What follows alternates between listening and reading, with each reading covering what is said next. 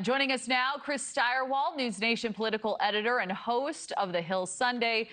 So much to break down here, Chris. Great to see you. You know, Democrats, and we just heard from Hakeem Jeffries, showing a lot of support for Vice President Harris, including all 50 state Democratic Party chairs.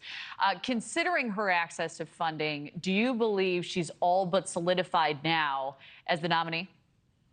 Yeah, the way that this rolled out makes me believe that a lot of what happened over the past week wasn't so much about getting Joe Biden to leave the race as it was about setting up Harris as his obvious successor.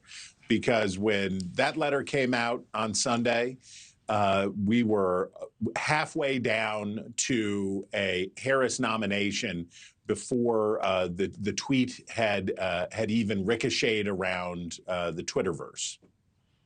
Well, that makes sense. You know, the money is such a big factor in this that it's hard to ignore. But let's take that out for a moment. Do you believe, Chris, she is the best position politically to take on the former President Trump? There are many, many people who would run better against Donald Trump than Kamala Harris, no doubt. And Democrats will wring their hands over, should it have been her? Could it be somebody else? What about a swing state moderate? What about this? What about that?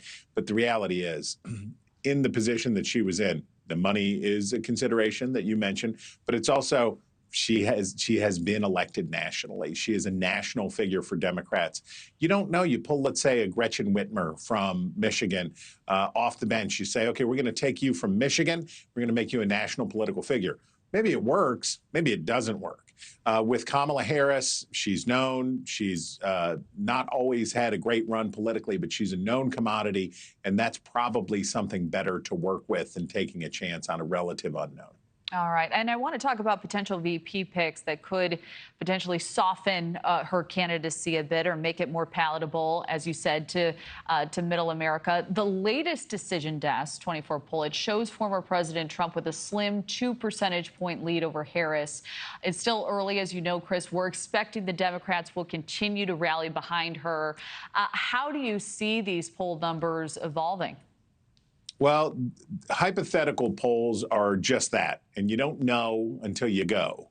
And Democrats are going to find out whether that's true. A lot of this comes down to how willing Democrats are to let her run to the middle. She has a record that she can run on to the middle about being a prosecutor, being tough on crime. That was something that she was not welcomed with when she was running as a Democrat in 2020 in the primaries. It was an era where Democrats were very concerned about police brutality and all those other things and criminal justice reform. And Harris was not able to do that.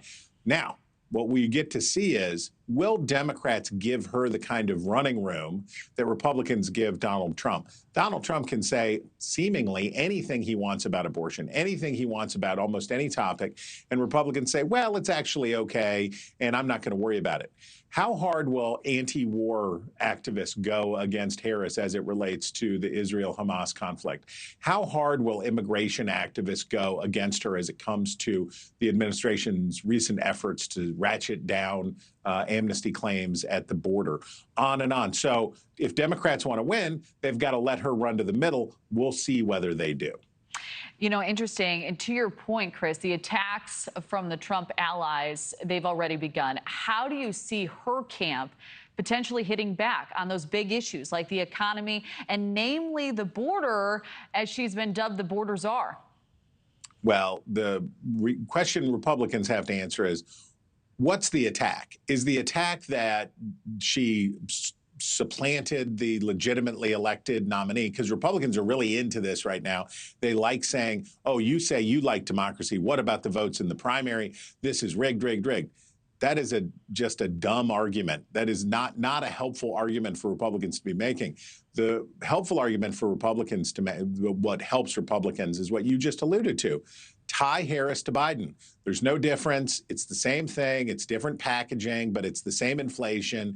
It's the same border problems. It's the same this, that, and the other thing. So making it synonymous Making Biden-Harris the same as Harris-anybody is the better approach for Republicans. All right, we'll see if that messaging resonates. Thank you for watching. Go to newsnationnow.com to find News Nation on your television provider. And don't forget to click the red subscribe button below to get more of News Nation's fact-driven, unbiased coverage.